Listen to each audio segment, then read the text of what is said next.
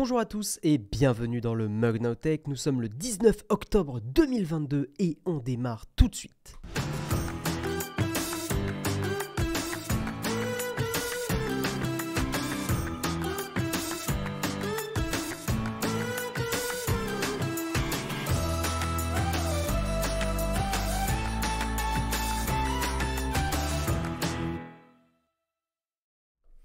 Et bonjour à tous, comment ça va les gens? Bienvenue dans le Mug, bienvenue, nous sommes mercredi 19 octobre, bienvenue à tous.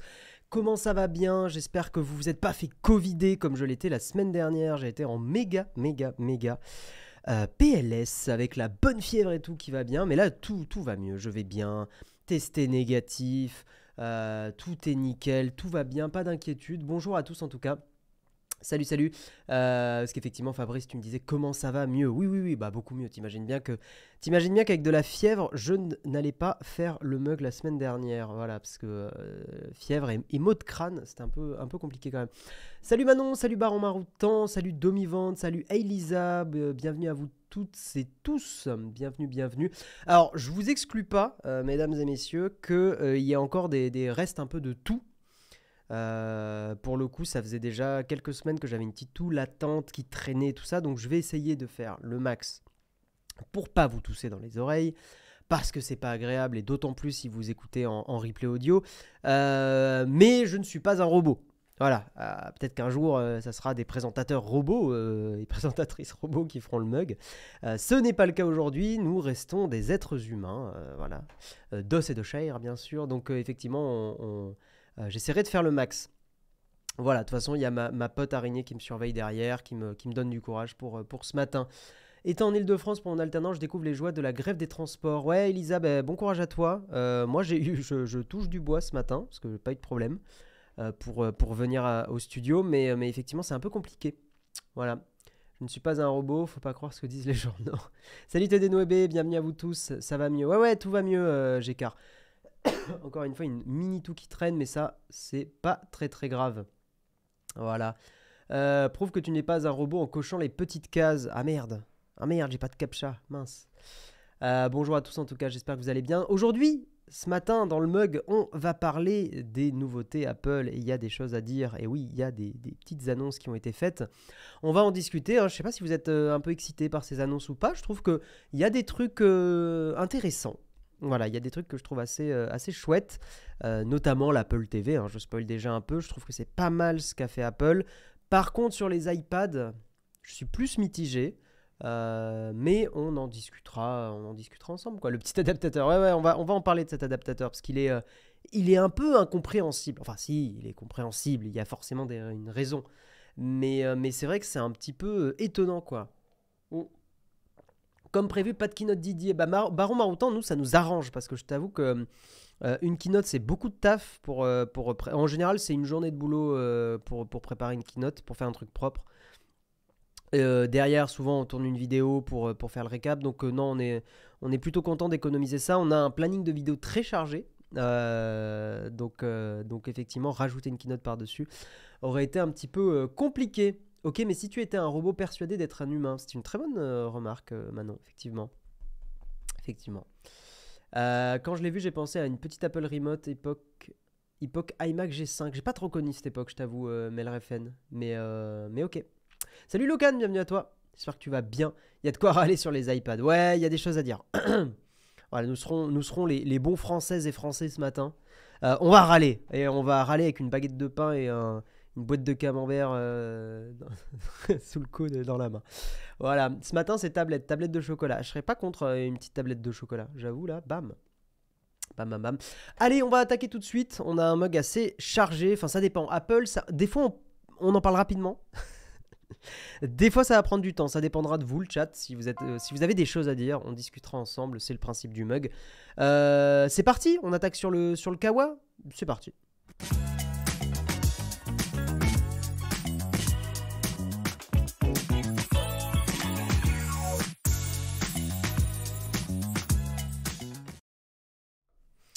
Et Et donc ce matin, merci d'abord, je remercie un peu les gens qui ont sub, merci Richie, merci Oxymore et merci Chris 157, tu n'as pas un pseudo très facile à prononcer à la fin, merci pour ton 30e mois d'abonnement, 30 mois, t'es là depuis le début, j'imagine, parce que 30 mois, bah, c'est presque 3 ans.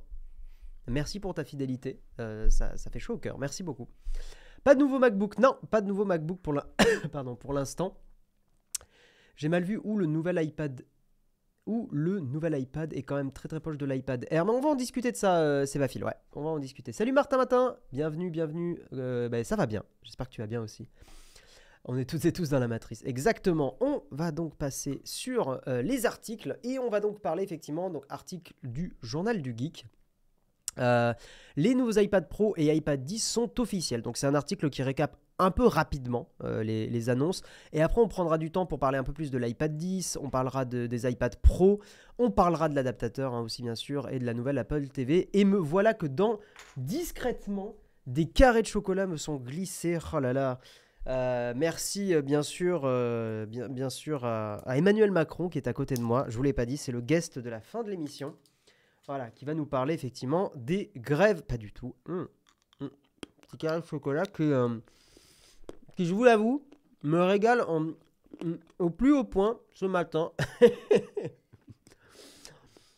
Non, je n'y avais pas cru Emmanuel Macron, mais je pensais que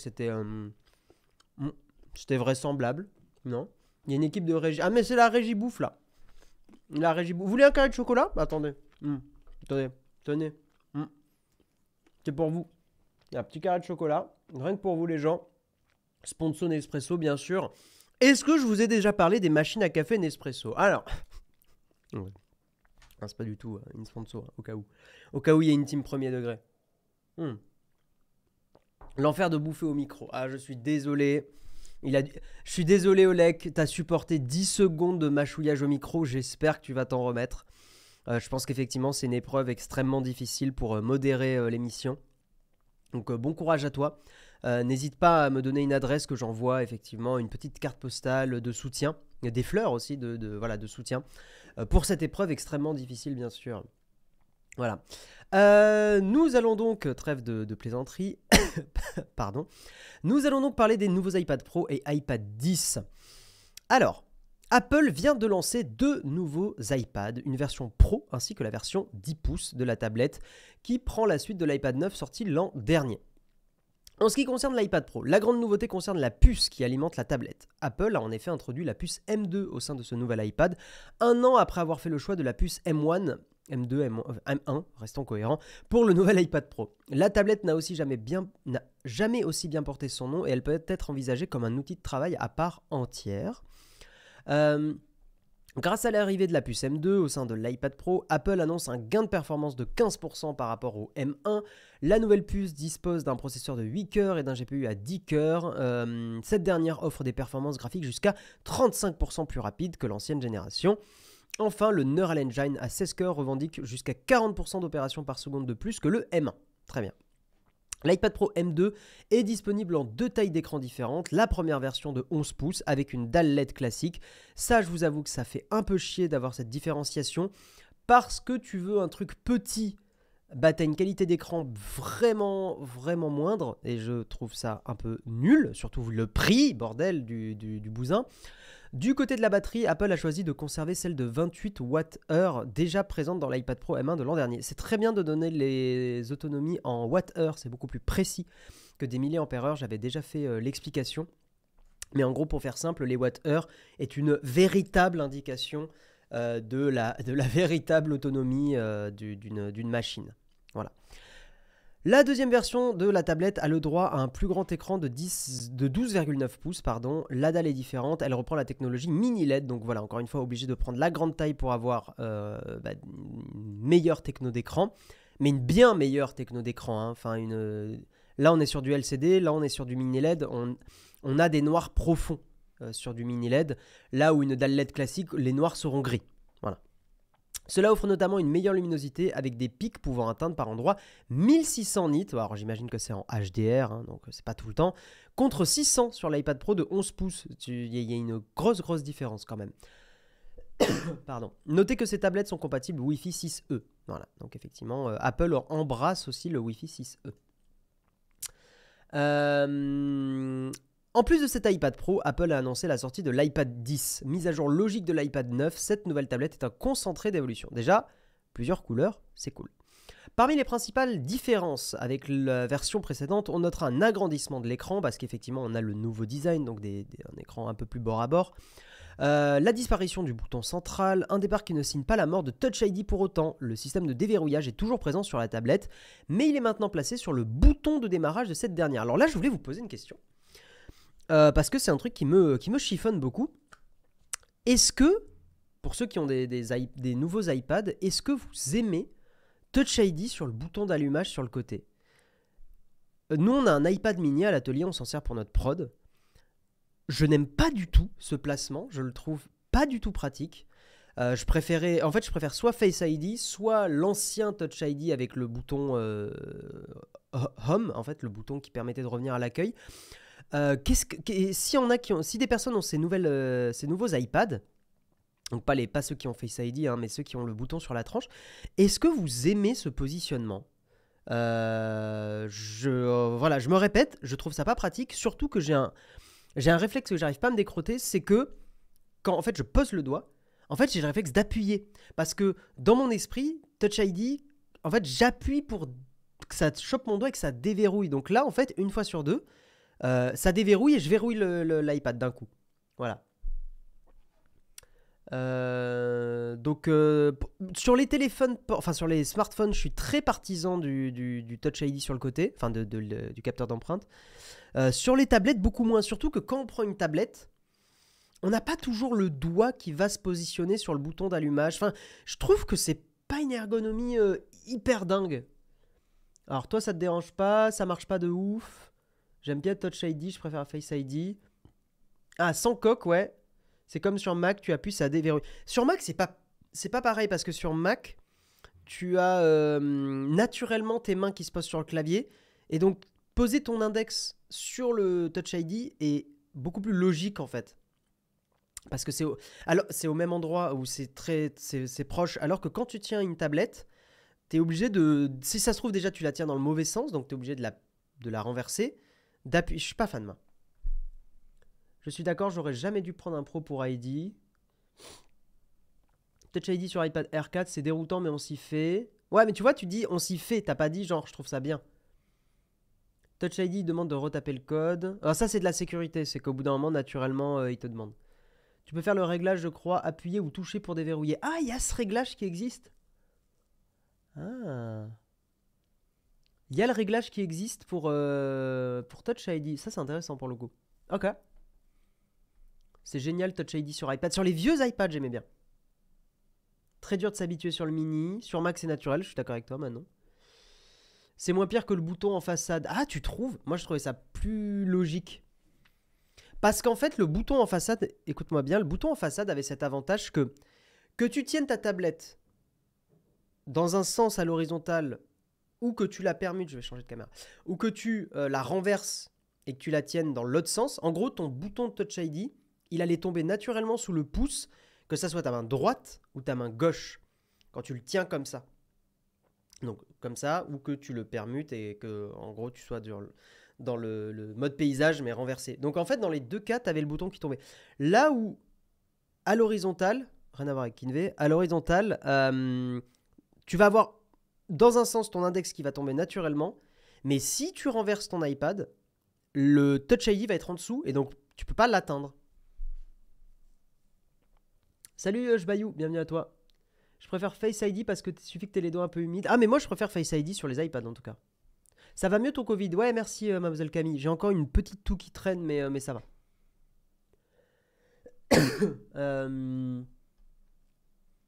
Dans l'accessibilité, d'accord, mais c'est intéressant, ok. C'est cool qu'il y ait ce réglage possible sur les nouveaux iPads.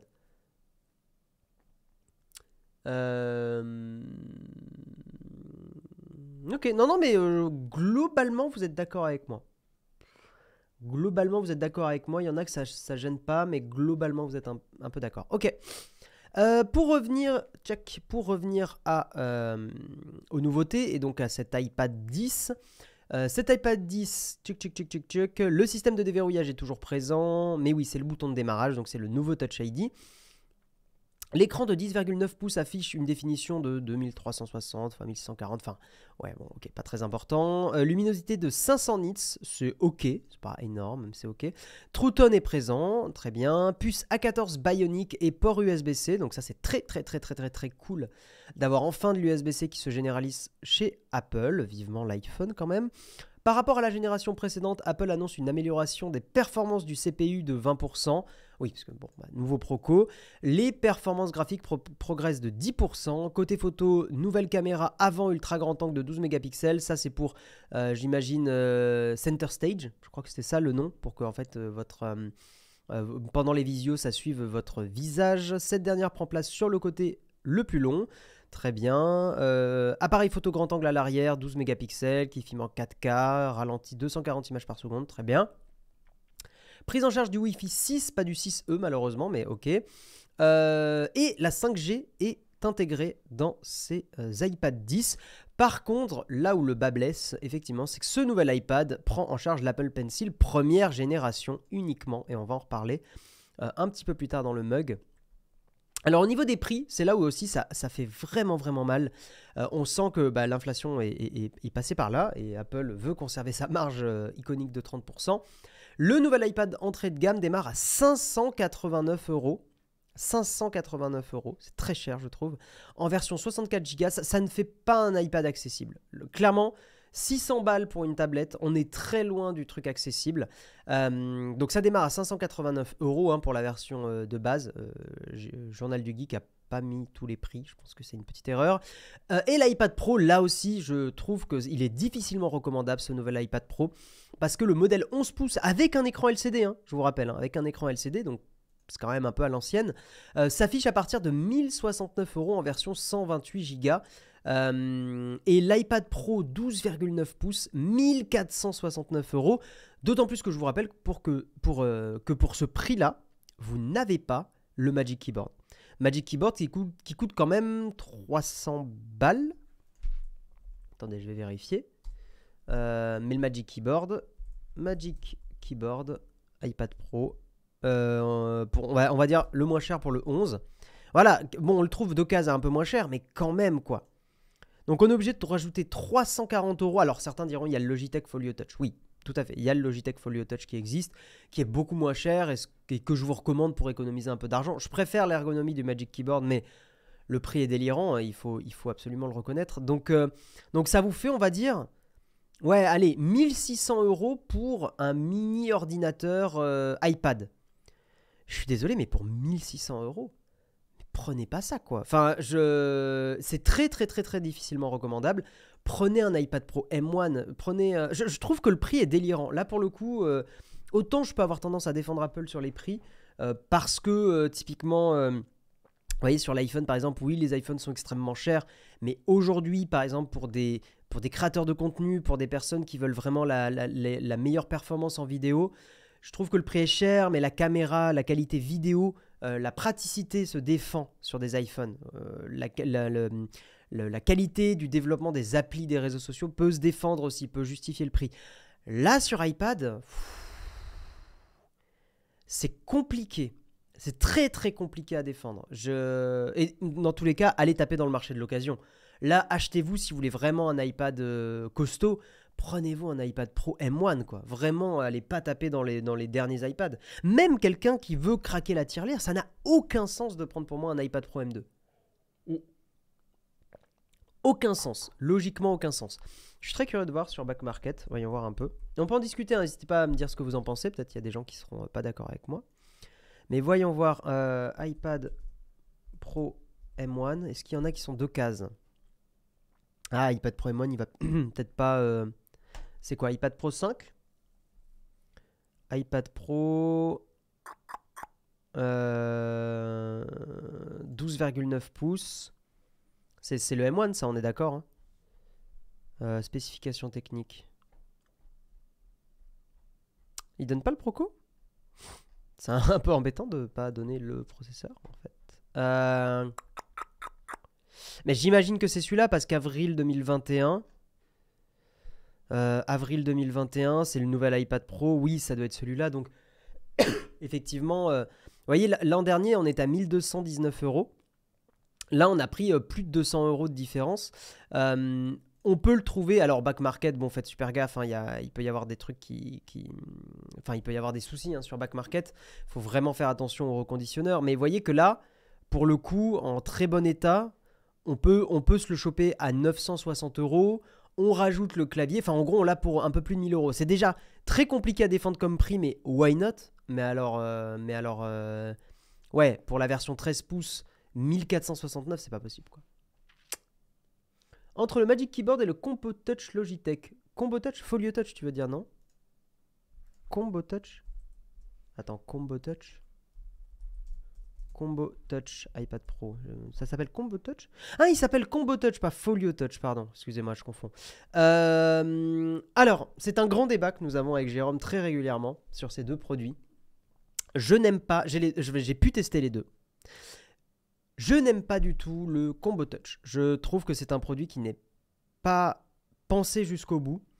Pour moi, le plus gros défaut de ce produit, alors son prix est un grand argument, mais le gros défaut de ce produit, c'est que, en fait, c'est ce pied-là, c'est cette béquille. C'est-à-dire que si tu ne mets pas la béquille, alors, en fait, ça demande. En fait, c'est hyper compliqué d'expliquer à l'oral pourquoi le Magic Keyboard est un meilleur produit. C'est typiquement les petites finitions qu'Apple met dans les produits qui font que. Et c'est quand on l'utilise qu'on comprend pourquoi c'est mieux. En gros, le Magic Keyboard d'Apple, vous dépliez l'iPad dedans, vous le posez quelque part, ça tient. Il n'y a qu'une seule manip à faire, c'est de le déplier. Et il y a un système de contrepoids qui fait que ça tient. Point, fini, ça marche, c'est nickel. Le Combo Touch, en fait, quand vous le dépliez, si vous ne faites pas gaffe, et ça m'est déjà arrivé, l'iPad tombe, genre s'éclate sur la table. En gros, parce que la béquille n'est pas très pratique à mettre. Et quand bien même vous mettez la béquille, quand vous avez fini de l'utiliser, vous ne pouvez pas clapper l'iPad en fait. Si vous le faites, l'iPad il va faire rien, paf, et il va s'éclater sur le clavier.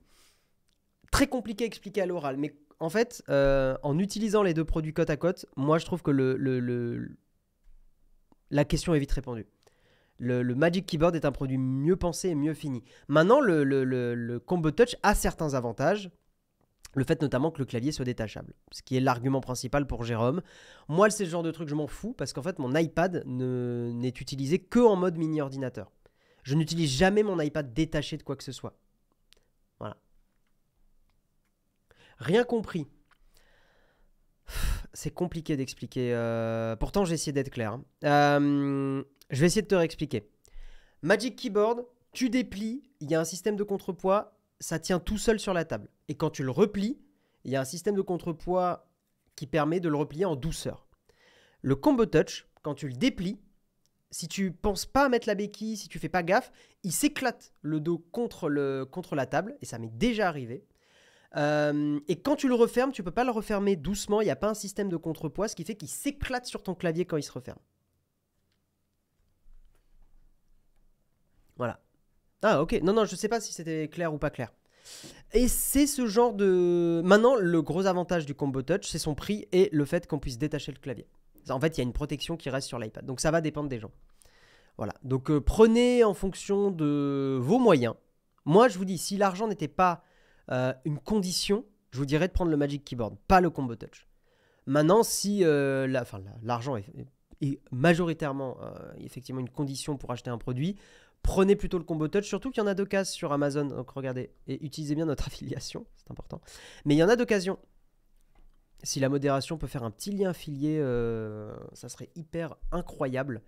Mais effectivement, pour le coup, à 170 € en reconditionné, en occasion très bon, c'est un no-brainer, comme on dit en anglais. C'est une super occasion. Parce que 60 € de différence pour un produit qui marche. Hein. On vous recommandera toujours ça. Bref, pour revenir à ces iPads, donc je disais le prix est très compliqué à défendre. Parlons un peu de la différence entre l'iPad 10 versus l'iPad 9, mais juste avant, je vais lire un peu vos messages. De toute façon, j'aurai jamais d'iPad, j'aurai jamais les moyens et je ne supporte pas l'ergonomie iOS. Je comprends. Moi, je trouve que l'ergonomie iOS est un avantage pour être concentré quand je taffe. J'aime beaucoup cette ergonomie. C'est vrai que j'ai un MacBook M1 et c'est tellement plus lourd en voyage. Je préfère l'iPad. Le MacBook Air M1 ? Oh, il est pas lourd, je trouve. Il y a l'autre modèle aussi chez Logitech, le même mais sans le clavier détachable. Ah, ok, je savais pas. Est-ce que l'iPad Air M1 n'est pas finalement la meilleure affaire du coup? Je pense effectivement qu'aujourd'hui, le meilleur conseil d'achat, c'est un iPad Air M1. Je suis assez d'accord avec toi. Je l'utilise, pour moi, c'est plus logique le combo touch, car si j'ai acheté l'iPad, c'est pour utiliser iPad et ordi, sinon je reste sur Mac. Ça dépend des gens. Moi, je fais partie des gens qui utilisent vraiment l'iPad comme un mini ordinateur et j'utilise très rarement l'iPad sans rien.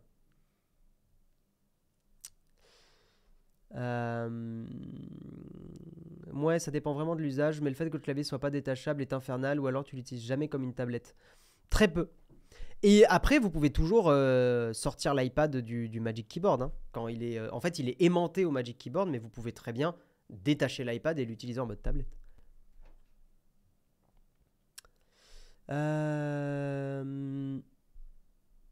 Difficile de départager, les deux ont leurs avantages. J'alterne entre les deux, je n'arrive pas à avoir un préféré. Ok, t'as les deux. Moi, j'ai vraiment testé les deux et c'est clair et net. Pour le coup, j'ai l'iPad Pro M1 et je pense qu'il va me durer au moins 5 ans. Oh non, mais prenez, si vous voulez un truc qui dure, un iPad Pro M1, il va durer mais des années. Hein. Je vois pas à quel moment un iPad à ce prix est utile face au reste du marché pour travailler. Ça dépend ce que tu fais.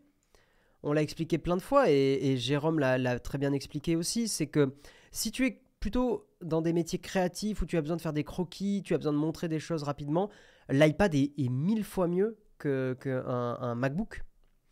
À partir du moment où tu as besoin d'un pencil pour crayonner des trucs, dessiner, tout ça, par exemple aussi Dina qui est dans notre équipe de temps en temps, dessine beaucoup avec son iPad Pro.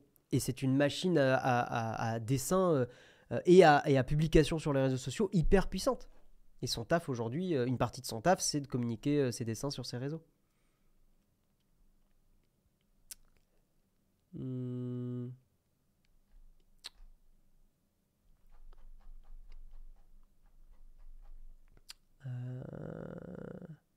Je suis d'accord avec toi, Jérôme, c'est un crime. Le prix suisse est avec la TVA en francs. Ok, je trouve l'iPad Air 2020 plus intéressant. L'iPad Air M1 est un super compromis, il a quasiment remplacé mon PC. Si, il y a de l'USB-C, hein. Tous les nouveaux iPads maintenant ont de l'USB-C. Donc ça, c'est quand même très rassurant. Mais ouais, l'iPad Air M1, est-ce qu'il est sur Back Market, l'iPad Air M1? iPad Air 2020? Non, c'est l'iPad Air 5. Attendez, est-ce qu'il y est déjà? Non, il y est... Ah si, iPad Air 5. Wi-Fi plus 5G. Après, il n'a pas le 120 Hz. Et pour certains, c'est un compromis un peu pénible. Mais effectivement, là, il y a des prix qui sont quand même très intéressants. En très bon état, 680 €, un iPad Air 2022. Ah, c'est le 2022 en plus, ouais. Donc avec Proco M1, là, pour le coup, c'est pas dégueu du tout. Bien compatible avec le Pencil deuxième génération. Ouais, là, c'est pas mal du tout. Hein. Là, il y en a dans le ventre de la machine. Après, voilà, je sais qu'il y a des gens, c'est très important pour eux le 120 Hz. Moi, ça fait partie des trucs dont je pourrais totalement m'en passer. La preuve d'ailleurs, c'est qu'en fait, le 120 Hz sur mon MacBook Pro, la preuve que je m'en passe, sur mon MacBook Pro, je n'ai pas le 120 Hz. En fait, je l'ai que quand l'ordi est branché. Au secteur, mais en fait la majorité du temps mon MacBook Pro M1 n'est pas branché au secteur et j'utilise du 60 Hz et je n'ai aucune gêne à utiliser du 60 Hz. Je suis sensible pour faire du jeu vidéo, ça c'est par contre c'est obligatoire pour moi le 120 Hz pour jouer à des FPS et à des jeux vidéo. Mais alors par contre pour bosser le 120 Hz, je trouve ça hyper surcoté. Donc iPad 10 versus iPad 9. Donc reparlons des iPads entrée de gamme. Quelle tablette Apple choisir? Présenté aux côtés d'un iPad Pro M2 et d'une Apple TV 4K 2022, on va en parler juste après, le nouvel iPad 10 d'Apple fait le plein de nouveautés. Mais la tablette encaisse au passage une belle augmentation de prix démarrant à 589 €. C'est ce qu'on a vu tout à l'heure. L'iPad, c'est un article de Frandroid. L'iPad 9 reste au catalogue aussi à 439 €. Donc Apple a décidé de faire une gamme avec son ancien iPad. Ça fait chier, il garde encore un iPad avec du Lightning. J'aurais aimé que définitivement le Lightning disparaisse, mais c'est pas encore le cas. Une différence de 150 € pardon, qui pourrait vous donner l'envie de craquer pour l'un ou l'autre. Pour s'y retrouver, voici un petit résumé des différences notables. Donc design et écran, les plus grosses différences se situent ici. Déjà, cela peut paraître futile, mais l'iPad 10 a nettement plus la joie de vivre que son estimé prédécesseur. On passe d'un choix entre gris et argent à argent, rose, jaune ou bleu. C'est vrai que les couleurs sont plus sympas, surtout le jaune. J'ai toujours aimé le jaune. Dommage qu'il n'y ait pas du vert, c'est ma couleur préférée. Toujours sur l'esthétique, les bordures du nouvel iPad ont été réduites, donc effectivement, on a les nouvelles bordures un peu plus élégantes. J'avoue qu'elles sont quand même très sympas. Écran qui passe de 10,2 à 10,9 pouces. Une résolution de 264 pixels par pouce et une luminosité de 500, c'est bien des candela par mètre carré, si je ne dis pas de bêtises. Pas forcément de quoi justifier pour l'instant la différence de prix. Moi, je ne suis pas d'accord. Je trouve que le nouveau design est déjà un gros justificatif de la différence de prix. Le passage à l'USB-C, par contre, donc est présent sur la nouvelle tablette. Par contre, effectivement, pour utiliser l'Apple Pencil, il faudra l'adaptateur à 10 €. Il y a un article dédié, on en parle juste après. Le nouveau clavier Magic Keyboard va être compatible sur le nouvel iPad et non pas sur l'iPad 9. Donc ça, c'est vraiment dommage. Oui,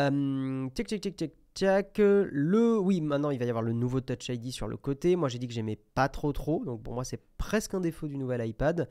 On a la puce A14 Bionic, on en a parlé tout à l'heure. Au lieu du A13 de l'iPad 9, on a de la 5G, Wi-Fi 6, Bluetooth 5.2. Donc ça, c'est très très bien, le Bluetooth 5.2. C'est une techno qui va a priori apporter des choses intéressantes dans l'audio très bientôt. Voilà. On peut tourner des vidéos en 4K, très bien. Donc effectivement, pour 150 €, Apple n'a pas mégoté, c'est plutôt des différences sympas. Donc le nouveau design, l'USB-C, le Wi-Fi 6, le Bluetooth 5.2, la compatibilité Magic Keyboard ou Combo Touch de Logitech. Donc effectivement, je suis assez d'accord avec Frandroid, la différence est plutôt chouette. Le prix du Pencil première génération qui a pris 20 €. Effectivement, le prix du premier Pencil, il a augmenté. C'est assez hallucinant. Sans dès que j'ai vu les infos sur les augmentations de prix sur les iPads, ça m'a foutu en colère. Ouais, ça picote un peu. Ça picote un peu. Mais vous voyez là, au final, 589 € pour ce nouvel iPad 10, alors qu'on vient de le voir, mais l'iPad Air qui a le M1, d'occasion, on le trouve à peine 100 € plus cher. Et je vous dirais même que l'iPad Pro, celui qui est donc de 2020, qui a le nouveau design aussi, qui a le nouveau design et qui a même le... Est-ce qu'il a le M1 celui-là? Je sais plus. Est-ce que celui-là on le trouve pas cher? Ouais, on le trouve à iPad Pro 11. C'est peut-être le vieux celui-là. Ah non, 800 €, 800 €, c'est pas le vieux. Attendez, je regarde un peu. iPad... Non mais ouais, c'est l'iPad Air M1 qui est le meilleur compromis, effectivement. Non, l'iPad Air M1 c'est vraiment le meilleur. C'est celui-là, meilleur compromis c'est celui-là, je trouve. Pourquoi pas de deuxième génération de stylet? Pourquoi ils l'ont pas mis? On va en parler après. Donc est-ce que c'est bon pour cet article? C'est bon pour cet article. On va refaire un petit focus effectivement sur les iPad Pro M2. Alors, j'en profite aussi, donc c'est un article de Frandroid. J'en profite aussi, Android, vous êtes des copains, on vous aime beaucoup. Alors, j'aime beaucoup c'est la fin de l'abondance, ça j'ai trouvé ça très bien. Mais par contre, les titres, plus de 3000 € pour la tablette d'Apple, c'est un peu relou ces titres. Vous êtes un super site. Pourquoi faire des titres comme ça? Je sais que ça clique. Non mais je sais que ça clique, je vous en veux pas. Mais... soyez plus fort que ça, quoi. Je vous kiffe, mais soyez plus fort que ça. Voilà. Parce qu'en fait, pour moi, je trouve ce genre de titre un peu agaçant, parce que... elle est pas à 3000 euros la tablette. On a l'impression qu'elle est à 3000 euros si on fait pas gaffe. Et en fait, il faut cliquer. En fait, c'est le prix le plus cher. Mais personne prend les configs les plus chers. Bref. Voilà. Mais je vous kiffe, hein, vous êtes trop bien. Mais pas besoin de faire ça. Voilà. Mais ils font ça parce que ça clique, hein, les gens. Soyez pas dupes. Je me console en me disant que l'iPad Pro M2 me coûtera 300 € de moins au Japon qu'en France. Ah oui, c'est vrai. C'est vrai. Alors, les nouveaux iPad Pro.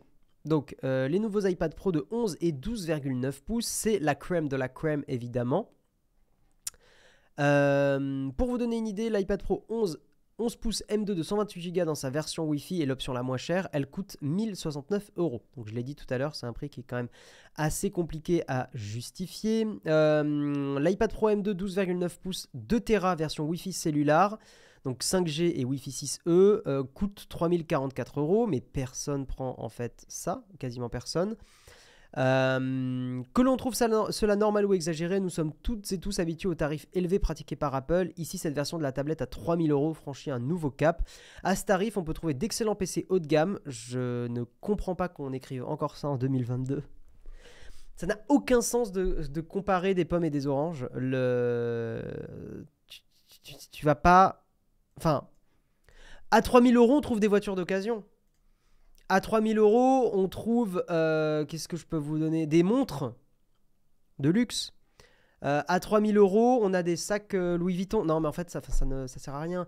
Une personne qui va dépenser 3000 € dans un iPad, c'est pas une personne qui a besoin d'un PC haut de gamme. Ça n'a rien à voir. Bref. Or, les iPad Pro M2, comme leurs prédécesseurs, semblent conçus pour rendre la frontière entre les tablettes et les ordi portables toujours plus fine. Oui, à la limite, comparé à un ordi portable, là, je trouve ça cohérent, un peu plus cohérent. Mais comparé à un PC haut de gamme, ça n'a aucun sens. Notez qu'en plus des iPad Pro, la marque à la pomme a aussi dévoilé un iPad 10 très prometteur, effectivement. Et ça, on en a déjà parlé. Voilà. 3000 €, ça fait beaucoup de raclette. C'est une très bonne remarque et tu me donnes complètement envie de faire une raclette. Mais il fait pas assez froid encore. C'est un débat important, il faut qu'on l'ait ce matin. On est d'accord, il fait pas assez froid pour une raclette là. Parce que j'avoue que ton message me chauffe beaucoup. Mais il fait encore 20 degrés. J'ai une petite veste très sympa que je mets parce que je la trouve stylée. Mais j'ai chaud avec, il fait encore trop chaud. Il n'y a plus de saison, ma bonne dame. Ah, mais ça, la raclette, c'est toute l'année. Alors, ouais, à 40 degrés, non. Genre cet été, le 40 degrés qu'on a eu à Paris et même dans beaucoup de villes de France, tu fais pas une raclette avec 40 degrés. Là pour moi, là tu fais le malin. J'attends de voir la preuve que tu as fait la raclette à 40 degrés. J'attends la preuve. 3000 €, ça fait combien d'Apple Pencil première génération 3000 divisé par 120. Fais le calcul. Petite raclette au bord de la piscine. Ah, j'avoue. Raclette toute l'année. 16-7, c'était raclette. C'est la première fois qu'il fallait acheter un iPad juste avant une keynote parce que c'était plus intéressant. L'augmentation sur des produits comme les iPad 9 ou le Pencil 1, c'est honteux. Ouais, je suis d'accord. Surtout le Pencil 1. Surtout le Pencil 1 qui me choque un peu, ouais. T'es comme Marion, trop frileux pour la raclette. Mais non, mais c'est important la température. Ça va prendre le M1, j'espère que le M1 va durer longtemps. Ah oui, mais il va durer hyper longtemps. T'inquiète pas du tout, Théa Lovus. Je dis non, une raclette à la montagne, même s'il fait 25, c'est top. C'est pas possible, hein. La raclette, c'est le plat qui te réchauffe le cœur. Tu peux pas faire une raclette s'il fait plus de 15 degrés. C'est pas possible. Interdit. Interdit.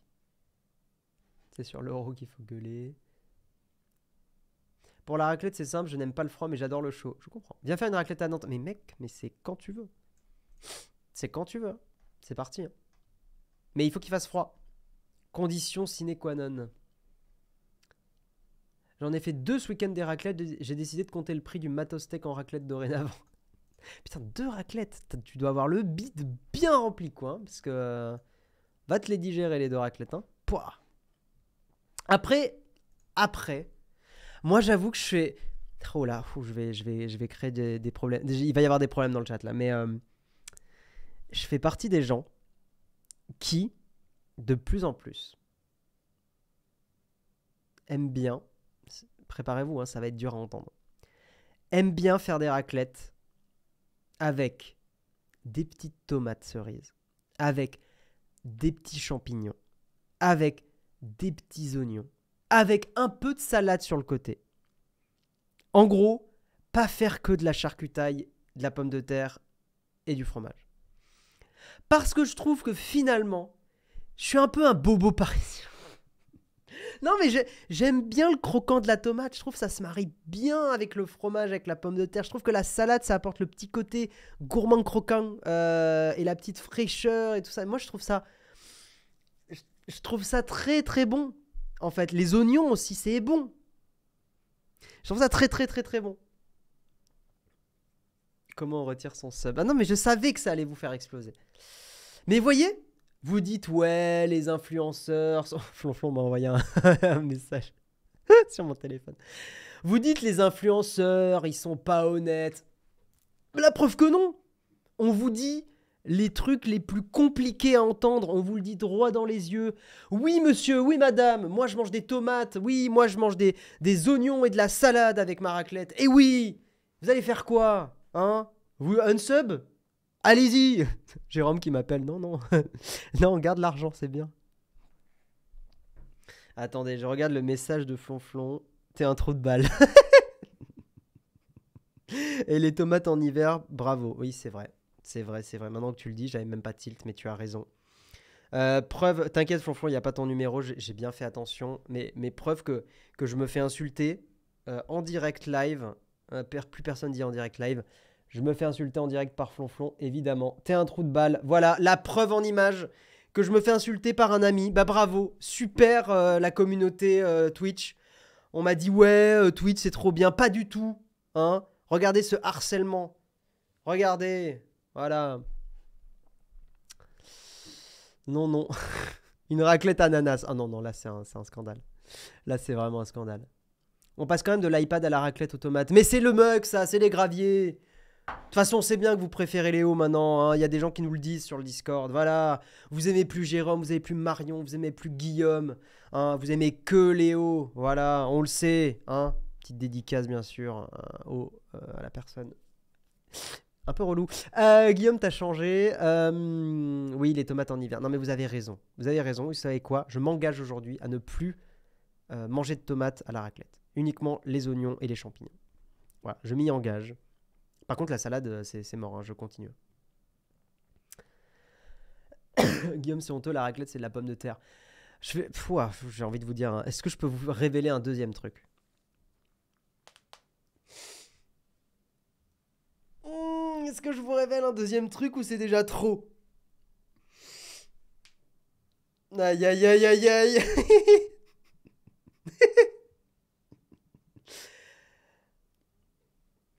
Je trouve les pommes de terre un peu surcotées. Et notamment, je trouve que les frites, même les très bonnes frites, je trouve ça un peu surcoté.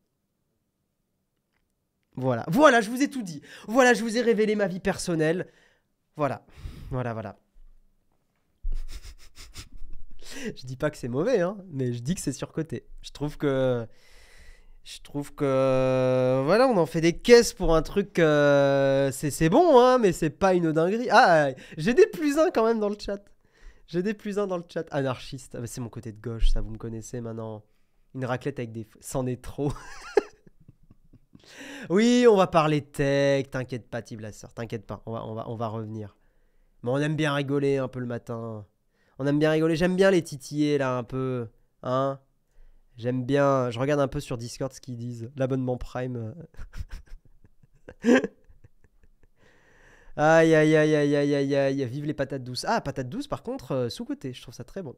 J'adore ton originalité. Ah, bah, je vous dis que manger avec moi, c'est rigolo. Hein. Attention. Pas du tout. En vrai, je mange de tout.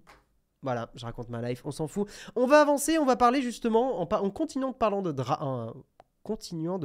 drama. Ça n'a aucun sens, ma phrase. Pour continuer sur le drama, le petit Guillaume est attendu dans le bureau du patron. C'est vrai que là, c'est compliqué.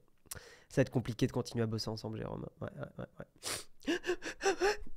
Nous allons continuer et parler du drama de l'adaptateur Lightning USB-C, le nouveau méchant dont le monde avait besoin. En vrai, je le trouve plutôt rigolo l'article.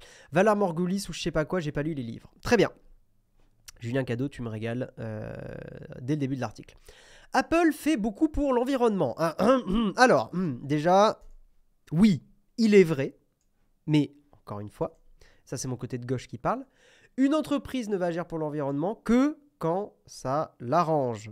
Et par contre là où on est assez d'accord avec Jérôme, il faut que les lois évoluent sur l'écologie. D'ailleurs, c'est un truc qu'on fera peut-être en fin d'émission, cet article-là. Pourquoi les téléviseurs 8K pourraient être interdits en Europe?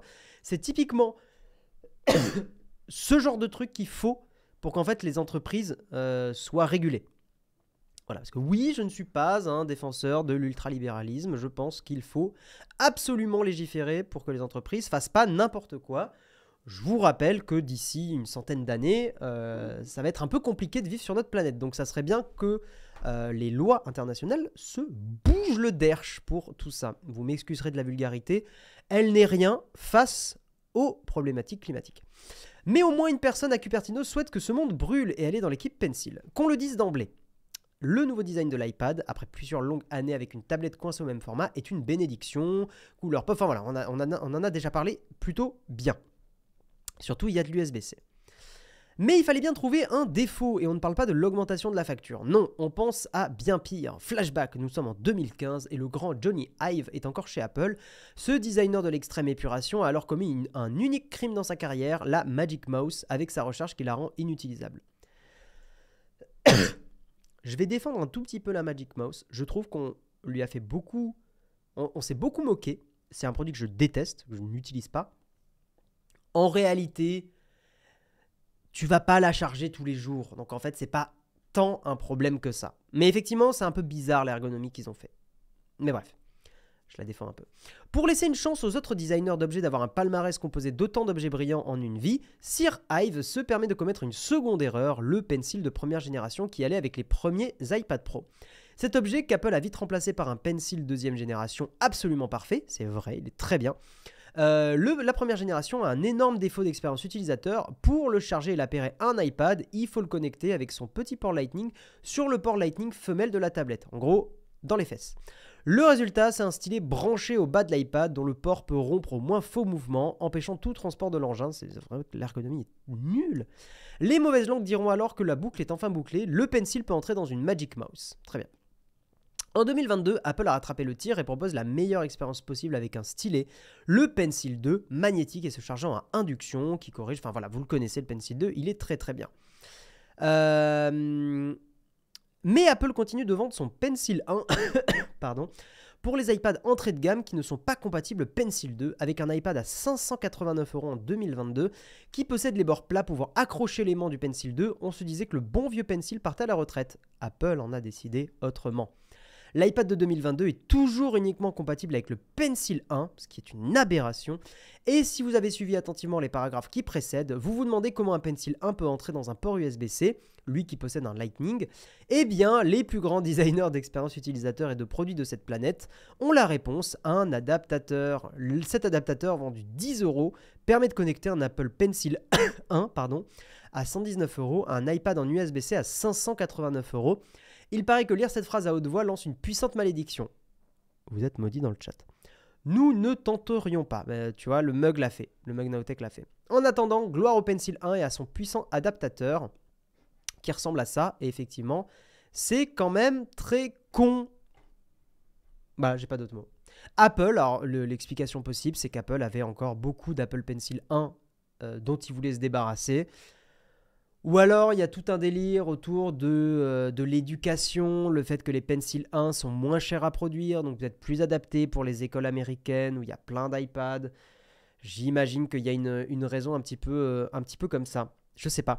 Je vous laisse pendant 10 secondes le temps que vous disiez dans le chat ce que vous en pensez. Je vais juste me mettre un peu d'eau dans la tasse parce que j'ai la gorge sèche. J'arrive.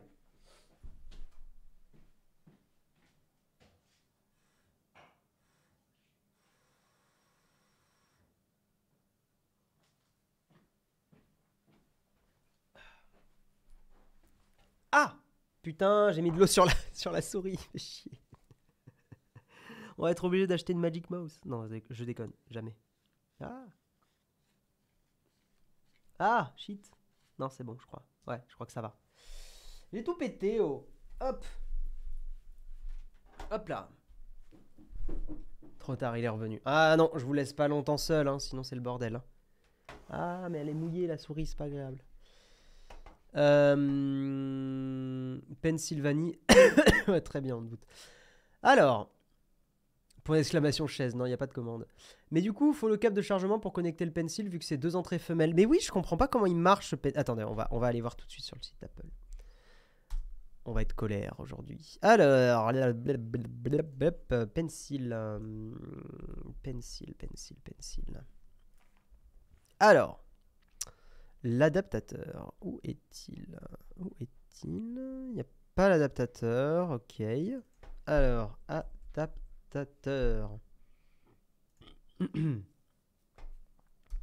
Adaptateur. D'accord. Il est là. Comment ce truc fonctionne? Donc, ouais, donc il y a... Attends, comment il marche ce truc? Comment ça marche? Tu branches le stylet. Mais pourquoi c'est pas un USB-C mâle ici? Normalement, il devrait y avoir un USB-C mâle que tu mets dans les fesses de l'iPad. Enfin, dans le port USB-C. Parce que là, tu branches ton pencil. Mais là, il fait... Donc en gros, il va falloir un câble USB-C USB-C. C'est complètement stupide. Enfin, c'est stupide. Attends. Avec l'iPad 10, est requis pour jumeler. Votre Apple Pencil se connecte à une extrémité de l'adaptateur et le câble de charge USB-C de votre... Ouais, c'est ça, en fait, il faut utiliser le câble de charge de l'iPad. Waouh. Putain, ceci est une révolution. Ceci est une révolution.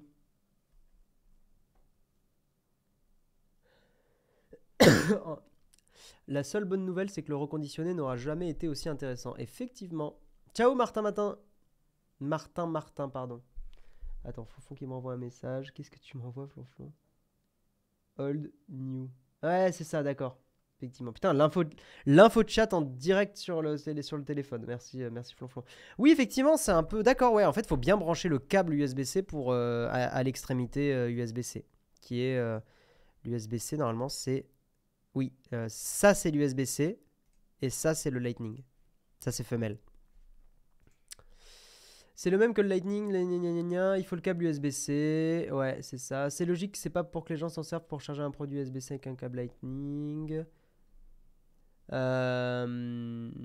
L'adaptateur est fourni avec le Pencil. D'accord. C'est peut-être ça qui explique l'augmentation du prix. Je sais pas. C'est pas pour lui mettre aux fesses, c'est pour utiliser avec un câble. Ah, pardon, j'avais pas compris. Coucou Karina, on en a un à l'atelier. De quoi, d'adaptateur? Ou de pencil? J'ai pas le contexte, Karina, je sais pas de quoi tu parles. Le saviez-vous? Il y avait déjà un adaptateur avec le premier pencil en 2015 pour le recharger via un câble. Ah. Ouais, mais un USB-C? Je suppose que vous en avez déjà parlé, mais que pensez-vous du prix d'entrée passant de 389 à 589? Mais en fait, alors, je comprends que t'en aies marre, Lolo, mais encore une fois, nous, c'est ce qu'on dit à chaque fois, vous n'êtes pas obligé d'acheter du neuf. Hein. Et même, on vous conseille rarement, jamais, quasiment jamais, d'acheter des produits neufs. On vous recommande toujours de vous tourner vers le reconditionné ou l'occasion, parce que c'est là où on fait les meilleures affaires, en fait. Et tu vois, pour le coup, prenez-vous des iPads d'occasion. Hein. Vraiment, allez pas taper sur des iPads neufs, vous allez perdre de l'argent. Prenez-vous des iPad Air M1, prenez-vous des iPad Pro M1 ou des iPad Pro d'ancienne génération. J'aurais du mal à recommander en dessous du M1 parce que il y a plein de nouvelles fonctionnalités qui vont être réservées au M1. Apple a un peu rétro-pédalé, mais notamment la bonne gestion d'un écran externe, c'est réservé au M1 maintenant. Donc, waouh, merci Louis Grasset, merci pour les abonnements offerts, merci beaucoup. Merci de ton soutien et j'espère que tu vas bien. Ça fait longtemps qu'on n'a pas discuté, j'espère que tu vas bien. Le câble USB-C est fourni avec l'iPad, du coup, normal que l'adaptateur soit un adaptateur pour le câble et pas directement pour l'iPad. Ouais, j'entends FRJS, mais ça veut dire que tu peux pas utiliser ton câble pour à la fois charger et connecter le pencil. Ouais, mais en même temps, c'est pas un cas d'usage que tu auras souvent. La rumeur dit que c'est Sauron qui aura forgé le premier adaptateur Apple. Tiens, c'est marrant, en parlant de Sauron, avec ma chérie, parce qu'on est très très fan, on est en train de se remater Bilbo le Hobbit. Hors sujet total, dérapage gravier maîtrisé. Et c'était pas si nul, en fait. J'avais un très mauvais souvenir. Et le 1 et le 2 sont pas si nuls que ça. Voilà, c'est tout. J'arrête mon dérapage contrôlé. Tu conseilles quoi comme site pour acheter du reconditionné tech? Alors, pour acheter du reconditionné tech, pour moi, tu as 2-3 sites qui sont bien. Amazon, c'est con, mais le reconditionné Amazon permet souvent d'avoir des très bons prix. C'est souvent des produits déballés et remis en boîte. Donc c'est de l'occasion, en fait, pas du reconditionné. Back Market, c'est bien, mais il faut faire super attention aux avis des reconditionneurs. Back Market, je recommande rarement de prendre le moins cher du moins cher. Prenez toujours genre un petit cran au-dessus. Voilà. Et après, tu as des trucs comme Swappy, Certideal. T'as pas mal de sites qui existent. Dans Bilbo et pas le Apple Store à un moment. Ça n'a aucun sens. Rebuy aussi. Enfin, Rebuy, pardon. Je cherche un iPhone 13 mini d'occasion et malheureusement, je n'ai souvent que 20 à 30 euros d'écart avec un neuf, 729 au lieu de 759. Ah bon? Attends. iPhone. Après, le 13 mini est pas beaucoup en promo, hein, je crois. Hein. Après, il coûte pas 759, hein, le 13 mini. Il coûte 809. Hein. 9. 809, 9. Est-ce qu'il y en a en occasion reconditionnée? Non. Ouais, c'est pas un téléphone qui a été beaucoup renvoyé ou revendu. Voyons voir. iPhone 13 mini. Oh bah quand même. Tu le trouves pas en dessous de 729, je te le trouve en 2.2 à des prix plutôt ok. Mais vous voyez, typiquement là, si je devais faire un parcours d'achat, pour vous illustrer ce que je veux dire, je sais pas si je vous dirais de prendre par exemple le moins cher, là, 657 euros. Je vous dirais de regarder un petit peu, peut-être celui à 681. Genre par exemple, si je prends le moins cher, tiens, curiosité. Reconditionneur 4,4 sur 5. C'est pas mal. C'est pas mal du tout. Voyons voir. Toujours le même reconditionneur, ok. Ok, voyons voir celui-là qui est un peu plus cher. Non, ok, c'est a priori le même reconditionneur. Ok. Non, 4,4 c'est pas si mal. 4,4 sur 5 c'est le même, hein, 613 avis. Ah, celui-là il est cher par contre. Ah non, ok. Non, en fait, j'ai l'impression qu'il n'y a que un reconditionneur qui fait les mini. Après, voilà, Anaïs, elle en est contente. iPhone 13 mini en 48 heures, parfait état. Bah, c'est pas mal ça. Je pense que c'est pas dégueu. iPad Pro 12,9 2018 acheté en reconditionné Amazon, l'écran a lâché au bout d'une heure d'utilisation. Tu auras toujours des mauvaises expériences. Après, l'avantage, c'est que renvoyer sur Amazon, c'est pas trop compliqué. T'es sûr, t'as plus du tout de fièvre? Ah oui, oui, non, mais je suis sûr, c'est pas, t'inquiète. Il y avait des soucis de batterie avec le reconditionné sur Back Market. Il peut en avoir. En fait, le problème que tu peux avoir sur Back Market, c'est effectivement qu'ils changent et ils te mettent des batteries qui soient pas terribles. Ce qui peut être problématique parce qu'ils te remettent pas forcément des batteries officielles Apple. Donc ça, c'est un peu chiant. Mais c'est surtout le cas sur des très vieux téléphones. Par exemple, c'est là où je vous recommanderais pas trop de prendre des iPhone XR, X, XS, enfin 10, 10R, 10S. Je vous recommanderais pas trop de prendre ce genre de téléphone sur Back Market. Par contre, des iPhone 12 Pro, 12, c'est plutôt ok. Voilà. Merci pour les abonnements, merci Poneymore pour ton abonnement, merci beaucoup. Perso, j'ai eu de bons retours avec Rebuy. Rebuy, je connais pas. Attends, voyons voir. Rebuy. Ah, ok, ouais, je connaissais pas du tout. Ah, c'est intéressant. Je connaissais pas. Apple, iPhone, 13 mini. Ouais, le prix est plutôt correct. Plusieurs états en stock. C'est quoi, c'est un reconditionneur Rebuy? Ouais, 687 euros. Le prix est bon. 36 mois garantie. C'est pas mal, 36 mois.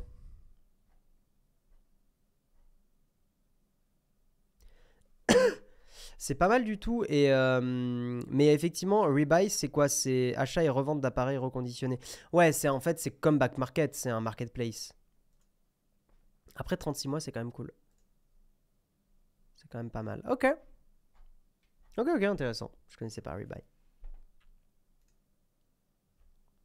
Ce qui fera la différence entre achat neuf et occasion très récente, ça reste la garantie de 24 mois. Je sais pas quelle garantie est proposée.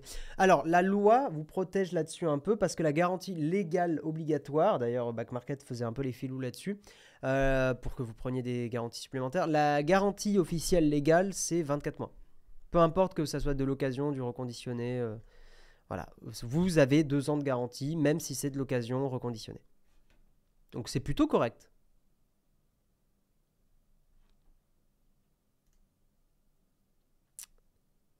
Back Market a beaucoup d'occasions alors que c'est censé être de reconditionné. Mais c'est ce que je vous dis, Back Market, le problème c'est que vous êtes hyper dépendant du reconditionneur. Donc vous pouvez avoir un truc nickel et vous pouvez avoir un truc horrible. Prenez le temps simplement, on a fait une vidéo là-dessus, de lire les avis. Rebuy reconditionneur allemand sans marketplace. C'est pas très clair sur leur site, je trouve.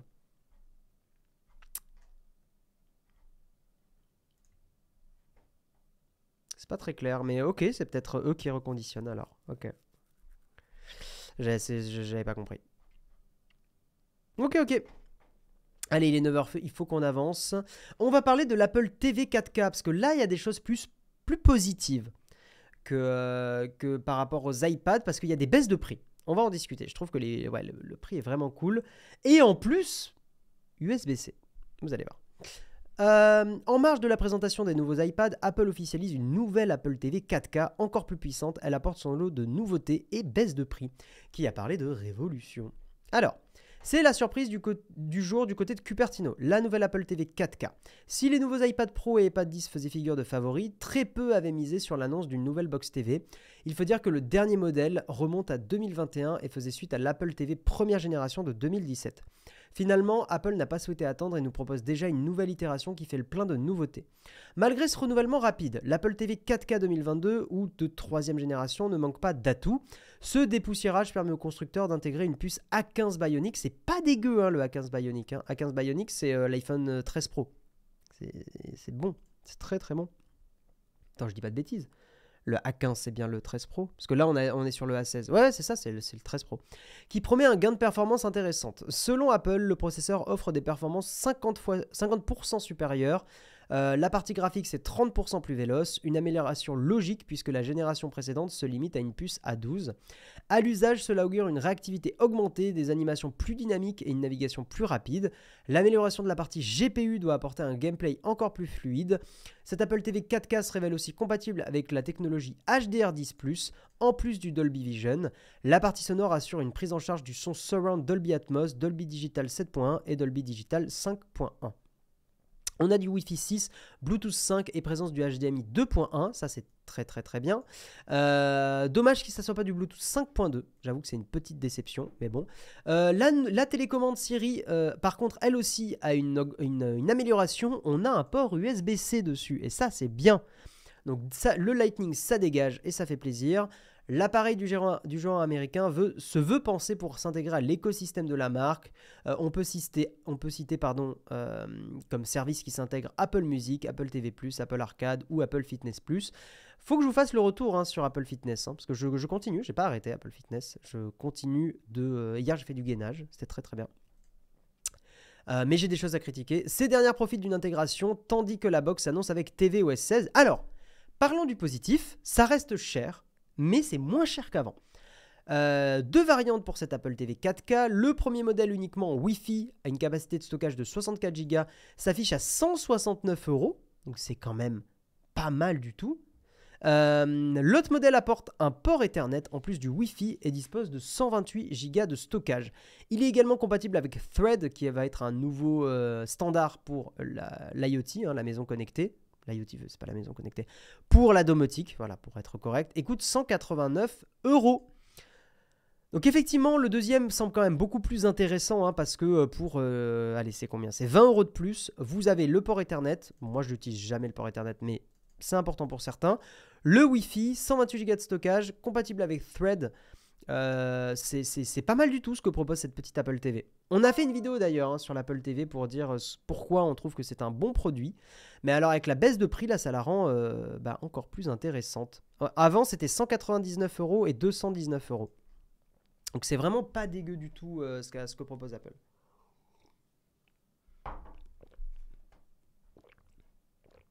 C'est prix de fou, alors qu'une Nvidia Shield Pro est à ce prix mais permet de jouer et mieux équipé, alors que le matos date de 2019. Je trouve que tu compares des produits qui sont pas comparables. La Nvidia Shield Pro est un excellent produit, mais en fait, encore une fois, tu compares des pommes et des oranges. La Shield Pro s'intègre pas dans l'écosystème Apple. Par exemple, c'est l'exemple que moi j'aime bien, c'est que moi je bosse beaucoup chez moi et des fois sur le canapé. En fait, sur mon Mac, je fais recopie de l'écran et bam, sur la télévision, j'ai un écran secondaire. Le matin, ma copine dort, je ne vais pas la déranger, je prends mes AirPods, je les mets dans les oreilles et je connecte à ma télévision automatiquement. En fait, tous ces trucs-là, c'est des choses que tu n'aurais pas avec ta Nvidia Shield Pro. Voilà. Mais c'est un très bon produit aussi, hein, attention, hein, je critique pas. Longtemps, j'ai eu une Nvidia, j'ai eu la première Nvidia Shield et j'aime beaucoup le produit. Mais c'est pas du tout comparable. Maintenant, pour ceux qui veulent démarrer dans le monde des TV connectées, je trouve que l'Apple TV, c'est un super produit. Autour de 150 € avec une petite promo, elle peut faire envie. Surtout que la nouvelle télécommande corrige vraiment les défauts de l'ancienne. L'USB-C sur la télécommande, c'est quand même un banger. Non, c'est un très bon cru cette année, cette Apple TV. C'est très très bien ce qu'ils ont fait Apple. Très très très bien. Télécommande USB-C, mais pas de câble livré. J'ai hâte de voir l'argument des personnes qui disent... Je comprends... Ouais, mais tu... Honnêtement, je comprends hein, que tu sois agacé par ça. Moi aussi, j'aurais aimé un petit câble USB-C. Mais en réalité, des câbles USB-C, t'en as. T'en as des câbles USB-C déjà. Franchement, tout le monde a un câble USB-C chez soi. Quasiment. Mais je suis d'accord, ils auraient pu filer un petit câble quand même. Ils auraient pu filer un petit câble. Non, non, mais tu as un peu raison quand même. J'ai 2 Apple TV 4K. Le point le plus négatif à mes yeux, c'est le manque d'une vraie bonne application IPTV. C'est pas les trucs illégaux, ça, les IPTV? Si vous voulez bidouiller beaucoup plus, prenez de l'Android, hein, prenez pas de l'Apple. Oui, mais une box TV se compare à une autre box TV. Tu peux envoyer des flux, mais l'Apple TV est justement fermée. C'est pas un avantage quand tu n'es pas dedans. C'est bien ce que je te dis. Contre Uno, c'est un avantage. Faut que je te mette la caméra de face. C'est un avantage quand tu es dedans. Énorme.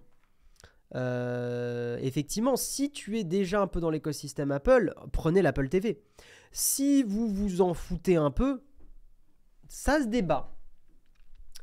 Je dirais que si vous êtes quelqu'un qui aime bien bidouiller des NAS, qui aime bien ne pas être bridé par sa TV connectée, prenez de l'Android, prenez d'une Nvidia Shield. Par contre, si vous voulez, on va dire, plus la simplicité des choses, prenez une Apple TV. Merci King Goton et Ernesto Pico pour vos subs. Merci beaucoup.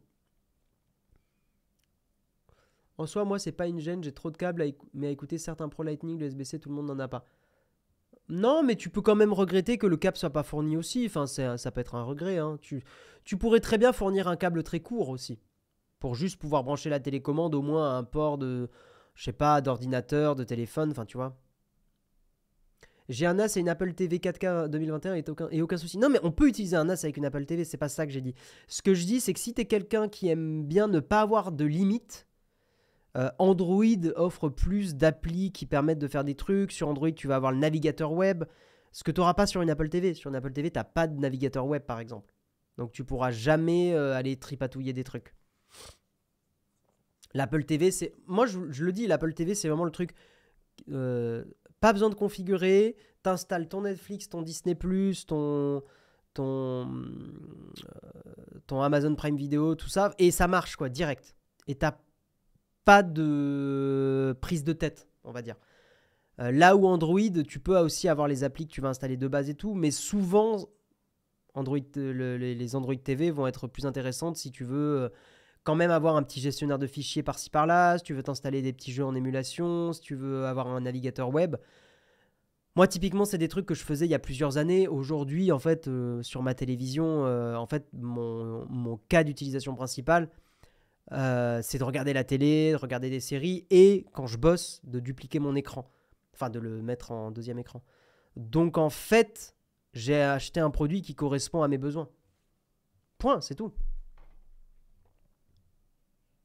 J'utilise plus mon Apple TV depuis que j'ai une Smart TV LG, mais c'est sûrement car elle n'est pas 4K et la télé fait bien le boulot. Je comprends, bien sûr. Quand tu es dans l'écosystème, c'est top. Ah non, mais bien sûr. Gros problème de l'Apple TV, c'est l'absence de tous les acteurs du cloud gaming. Seul le cloud computing y est autorisé. C'est une très bonne remarque. Si vous voulez faire du cloud gaming sur une télévision, prenez une Android TV. Tu as complètement raison. L'Apple TV avec un mix Infuse et Plex nous a permis de créer un Netflix familial, c'est trop bien. C'est très bien Infuse, l'appli est super. J'en ai entendu beaucoup de bien, ouais. J'adore mon Apple TV, mais j'aimerais bien avoir le Game Pass dessus. C'est une très bonne remarque. Je crois que tu n'as pas testé les Smart TV Android, tu dis des choses qui ne sont pas vraies sur la configuration. J'ai bien testé, j'en ai une que j'ai même utilisée hier soir, donc si, je connais bien. Il faut pas oublier, enfin Tactito, n'hésite pas à agrémenter ton commentaire, mais il faut... Non mais je suis curieux de voir ce que tu veux dire par ton commentaire. Il y a le Xbox Cloud, il y a le Xbox Cloud sur l'Apple TV.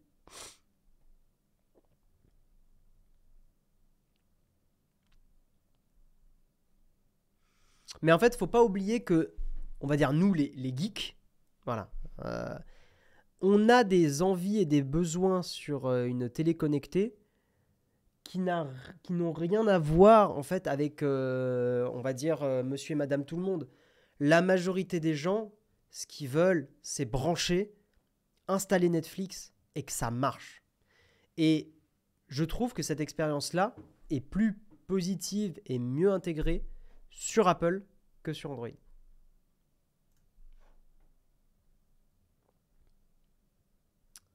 Moi j'aimerais bien voir les chaînes télé sur l'Apple TV, mais Solfray a fait une application pour. Ouais, c'est vrai que c'est un besoin que j'ai pas du tout. Moi je regarde pas la télé. En fait, c'est pour ça. Si vous voulez être sûr de ne pas être limité, je le redis, prenez de l'Android. En vrai, l'expérience, elle est très bien quand même. Hein. Attention, là, je critique, mais elle est très bien, l'expérience Android TV. Surtout Nvidia Shield. Elle est très très bien. Je dis juste simplement que celle d'Apple est un peu meilleure. Alors, tu as déjà un navigateur embarqué. Souvent, tu n'as même pas installé Netflix Echo. Tu peux aussi faire du screen mirroring ou extend. Et c'était out of the box sur ma Samsung. Oui, tu as un navigateur embarqué sur ta télé. Tu n'as pas installé Netflix Echo. Tu peux aussi faire du screen mirroring. Mais c'est pas incohérent avec ce que j'ai dit. Justement, c'est ce que j'ai dit. C'est que t'as ton Android TV ou ta télé Samsung ou ta télé LG propose déjà plus de fonctions que l'Apple TV. C'est ce que j'ai dit. Je comprends pas en quoi on n'est pas d'accord. Pour la simplicité, passe une Apple TV, une Android TV à tes parents et regarde laquelle ils arrivent à configurer. Oui, après moi je peux configurer les deux, c'est pas un problème. Mais je préfère l'expérience Apple TV et pour mes usages, je trouve que ça marche mieux. En fait, j'ai pris un truc qui correspond à mes besoins. Ah, pour regarder la télé sur l'Apple TV, l'application OQI de Free est géniale. Ok, merci pour l'info. Bref, on va avancer, il est 9h13. Est-ce qu'on reste Apple et on fait un petit camp de fact? Peut-être que je ne vais pas traiter forcément, je réfléchis. Hein. Parce que j'avais pas mal d'autres articles. Mais il est 9h13. Non, je crois que je vais sauter directement à la petite cerise sur le croissant. Je trouve que l'article il est intéressant en plus. Avant de passer à la cerise sur le croissant, donc faire un petit article à la fin de l'émission, petit rappel que vous pouvez nous soutenir. En plus, grande annonce, mesdames et messieurs, nous avons réglé le problème de Patreon. Nous avons d'ailleurs, c'est Samuel de la modération qui a trouvé le problème. C'est un problème de hiérarchie des droits sur notre Discord. Donc, pour faire simple, vous pouvez maintenant nous soutenir sur Patreon et la connexion sur Patreon se fera automatiquement, enfin pas automatiquement, il faut connecter son Discord à Patreon, mais en gros elle est bien corrigée et vous aurez bien accès au channel contributeur sur Discord. Donc le bug a été réglé, youpi, trop bien. Donc bref, petit rappel que si vous aimez ce qu'on produit, si vous aimez nos vidéos, si vous aimez nos débats, nos émissions, etc. N'hésitez pas à contribuer financièrement à la chaîne. Nous, ça nous permet de payer des salaires, ça nous permet de créer de l'activité, ça nous permet surtout, c'est un argument très très fort, très important, ça nous permet de dire merde à certaines marques. Parce qu'il y a beaucoup d'argent qui doit être trouvé pour que la chaîne tourne et des fois c'est compliqué de refuser certains budgets et justement l'argent de la contribution permet lors des prospects commerciaux d'avoir plus de marge de manœuvre de notre côté, de pouvoir refuser des trucs qu'on n'a pas envie de faire, des sponsors qu'on n'aime pas forcément et ça c'est grâce à vous. Et que ça soit des subprimes, que ça soit des dons sur Patreon ou que ça soit des YouTube members, eh bien c'est extrêmement important, effectivement, ce soutien-là. Et on vous invite, voilà, si vous avez un petit peu d'argent de côté et que vous voulez nous soutenir, si vous aimez ce qu'on fait, eh bien n'hésitez pas, point d'exclamation. Voilà, vous avez un Linktree qui a été créé, je vais vous le montrer de suite. Un Linktree qu'on a mis à jour, c'est une espèce de carte de visite. Et sur ce Linktree, vous avez justement tout en bas, nous soutenir, Patreon, abonnement Twitch ou membre YouTube. Vous avez les trois dispo ici. Ça fait un lien qui est beaucoup plus simple. Vous pouvez y aller sur mobile et vous cliquez. Par exemple, si vous voulez vous abonner sur Twitch, vous cliquez sur abonnement Twitch. Évidemment, il faut être connecté. Et sur mobile, ça va marcher direct. Si vous voulez être membre YouTube, vous cliquez. Si vous voulez aller sur Patreon, vous cliquez. Tout est dessus. Voilà. Et évidemment, vous débloquez plein d'avantages. Vous pouvez venir vendre vos produits tech que vous n'utilisez plus. Il y a des gens qui... Il y a pas mal de trucs sur le vide-grenier, donc n'hésitez pas à aller voir. Nous aussi, on vend des trucs. Voilà, il y a des Pixels, par exemple, de Google. Pixel 6 et 6 Pro qui sont en vente et qui sont en vente pas cher du tout. Voilà, donc si vous voulez acheter des produits, même Noël arrive bientôt, ça peut valoir le coup d'acheter un téléphone d'occasion pour l'offrir à quelqu'un. Ça peut être un très bon achat. Je vous propose qu'on passe à la cerise sur le croissant. C'est parti.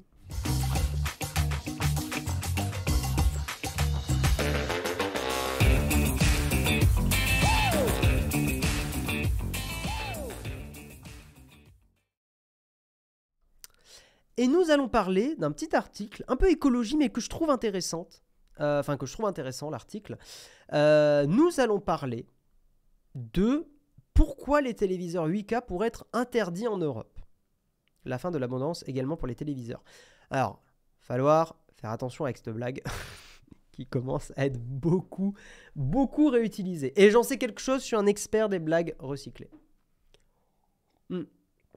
Quelle est la montre à mon poignet? Repose ta question à la fin de l'émission, Matanakin. La partie Cornfac, qui est justement l'endroit où on prend les questions comme ça. L'abondance de la blague. Exactement. L'Union européenne s'est donné comme objectif d'éliminer les produits les moins performants. Alors, performant, le mot est mal choisi. Les moins efficients du marché aurait été un meilleur mot. Donc, on va parler d'efficience énergétique, pas de performance énergétique. Problème, les téléviseurs 8K consomment trop d'énergie. Alors, qu'est-ce qui se passe? Et je trouve que l'article est intéressant parce qu'il montre vers où on va, vers le fait qu'on ne peut pas faire n'importe quoi comme produit tech et qu'il va falloir prendre en compte les problématiques climatiques qu'on ne prend pas assez en compte aujourd'hui. La définition 8K, donc 7680 x 4320 pixels, est une réalité. Mais soyons honnêtes, le contenu adapté est inexistant et les sources natives sont extrêmement rares. Cela n'a toutefois pas empêché plusieurs fabricants de se lancer dans l'aventure, avec des résultats étonnamment bons grâce à l'efficacité des moteurs de mise à l'échelle modernes. Nous avons même un guide d'achat dédié à ces téléviseurs. Aujourd'hui, il est pourtant question d'interdire les téléviseurs 8K dès 2023. Alors, c'est un peu un raccourci, parce que c'est pas le fait que ça soit 8K qui soit interdit, c'est l'efficience. Remontant en mars 2021, l'Europe a fait évoluer le règlement cadre de l'étiquetage énergétique. Ainsi, depuis le 1er septembre 2021, chaque étiquette de téléviseur et écran comporte diverses informations, dont la consommation électrique en kWh pour 1000 heures en mode HDR, avec sa catégorie d'efficacité énergétique de A à G. La fameuse étiquette que vous voyez quand vous achetez des produits. Voilà. Dès mars 2023, la Commission européenne pourrait aller plus loin en validant un nouveau barème EEI, Energy Efficiency Index. Ce dernier introduit une consommation énergétique maximale à ne pas dépasser. Voilà, c'est là tout le cœur de l'article, une consommation énergétique maximale à ne pas dépasser. Pour rappel, la législation de l'Union européenne sur l'étiquetage énergétique et l'éco-conception est conçue pour éliminer les produits les moins performants du marché. C'est une citation, mais je trouve encore une fois, performant n'est pas le bon mot. Ainsi, l'indice d'efficacité énergétique, EEI, maximum, serait de 0,90 pour les TV 4K et 8K. Le spécialiste Flat Panel HD a donc calculé l'EEI maximal pour différentes tailles de téléviseurs. Donc 40 pouces, jusqu'à 88 pouces. La puissance maximale, c'est 48 watts, 53, etc. jusqu'à 178 watts. Pour référence, justement, l'un des téléviseurs 8K que l'on a testé, le LG 75 blablabla truc, consomme 390 kWh pour 1000 heures en mode HDR. Donc a priori, si je dis pas de bêtises, on est largement au-dessus de l'efficience, enfin de la limite légale qui est en discussion. D'après ces premiers calculs, les téléviseurs 8K actuels, qu'ils soient LCD ou OLED, ne pourront pas se conformer à la nouvelle législation, ce qui signifie qu'ils seraient interdits de vente. D'ailleurs, certains téléviseurs 4K pourraient également être interdits. Les fabricants de téléviseurs ont plusieurs réponses à apporter. Tout d'abord, l'Energy Efficiency Index peut encore bouger d'ici décembre 2022. Enfin, rien ne les empêche de mettre à jour le logiciel de leur téléviseur pour diminuer la consommation énergétique. Certains modes, dont le Filmmaker ou le mode Eco, consomment moins et pourraient ainsi éviter un blocage des ventes. Voilà pour cet article. Je le trouve assez bien, dans le sens où il est assez représentatif de là où on va aller. Je trouve que ce que fait l'Europe en termes d'écologie, en tout cas sur ce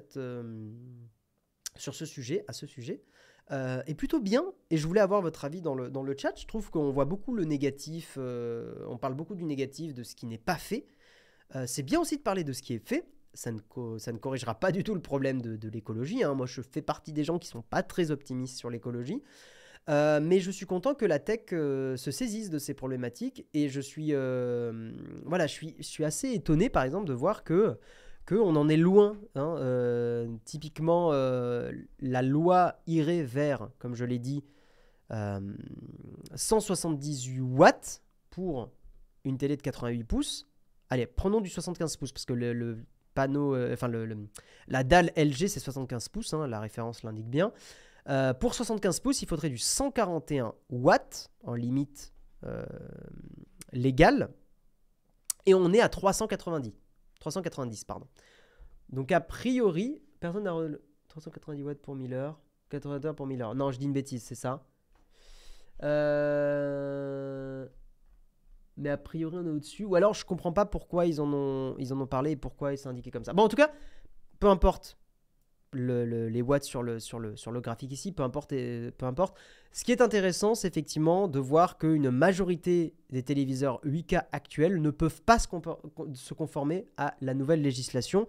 Donc ils pourraient être interdits de vendre. Donc on pourrait commencer à interdire de vendre certains produits parce qu'ils ne respectent pas une certaine limite de décence écologique, d'efficience écologique. Voilà. Sans parler de l'intérêt de la 8K et de la 4K. Mais en gros, je trouve que c'est intéressant parce qu'on commence à atteindre la limite en gros, on innove technologiquement, mais jusqu'à quel point on peut innover en ne prenant pas en compte les problématiques écologiques. Je trouve ça intéressant. Le problème de l'Europe, c'est de forcer la main des pays membres contre leur volonté, mais sur l'écologie, le bien-être animal et les normes USB, dans l'Europe, c'est top car ça peut forcer des entreprises américaines et asiatiques. Ok. Encore une fois, la baisse de consommation des appareils et de la poudre de perlimpinpin, les TV très high-tech pèsent des tonnes d'extraction de minerais, c'est une aberration. Mais oui, l'Europe fait de belles tentatives. Oui, l'extraction des minerais est un vrai problème. Hein. C'est d'ailleurs tout le débat des voitures électriques, pour rebondir un peu sur ce que tu dis. Beaucoup de gens, alors j'ai pas tranché la question moi personnellement, mais beaucoup de gens affirment, en fait, il y a les deux côtés. Il y a les gens qui affirment que la voiture électrique est une obligation pour éviter qu'on pollue avec de l'essence. Et de l'autre côté, la voiture électrique est une aberration écologique parce que la concevoir et la construire demande des minerais qui sont extrêmement polluants à récupérer. Donc le débat n'est pas tranché. Voilà. Ça va forcer les constructeurs à baisser la conso des TV 8K s'ils veulent en vendre. Oui, moi je pars sur le principe que c'est plutôt positif. Quand on voit ce que Nvidia sait faire avec sa Shield et l'AI Upscale, le rendu des 4K des sources Full HD est surprenant. Ça peut être une solution pour réduire les coûts et la bande passante, tout à fait. Ça dépend de l'utilisation. Papy avec son vieux diesel qui roule 5000 km par an, pollue moins qu'une voiture moderne qui fait du 4 litres 100 mais qui roule 45 km par an. Ouais. contre leur volonté qui décide des lois, les députés européens élus par les Européens au suffrage universel direct. On ne peut pas faire mieux. C'est comme dire le problème de la France, c'est que les lois de Bretagne ne veulent pas. Ouais. Oui, le lithium des batteries, ouais, tout à fait. Merci Roswell et Vegarius pour vos abonnements. Merci beaucoup. Comme d'hab, l'UE fait nawak. Je suis pas du tout d'accord. Je comprends pas en quoi l'UE fait n'importe quoi. Il y a beaucoup de gens qui ont une TV de 75 pouces, ça fait déjà assez huge. Il y a pas mal de gens qui ont du 75 pouces. Hein. Je crois que le plus répandu, c'est du 55. Ce qui est le plus acheté, il me semble que c'est du 55. J'ai des potes qui ont du 65. Et 75, c'est gros quand même. Hein. Ce qui serait intéressant, ça serait de faire un sondage pour savoir quel est le pourcentage de personnes possédant un écran 4K. Ça fait quand même quelques années que c'est sorti, mais je ne crois pas que beaucoup de monde soit équipé. Alors la 8K de toute façon. Ouais, mais après, Nanaki, c'est pas le débat. Le débat n'est pas l'utilité de la 8K. Le débat, c'est est-ce que dans le futur, on pourra vendre des produits qui consomment trop d'électricité? C'est ça le débat. Moi, je trouve que c'est bien de commencer à bosser là-dessus. Trop bizarre de focus sur un produit tech spécifique au lieu de traiter le problème globalement. C'est pas un produit anodin non plus, les télévisions. Pourquoi ça serait pas bien de se focus sur les télévisions? Tu vas être obligé de faire produit par produit pour mettre des limites. Tu peux pas faire un truc global, Sowen. Il faut bien que tu dises, par exemple, les téléphones doivent, par exemple, ne pas polluer. Genre, l'extrait des minerais ne doit pas être trop polluant pour les téléphones.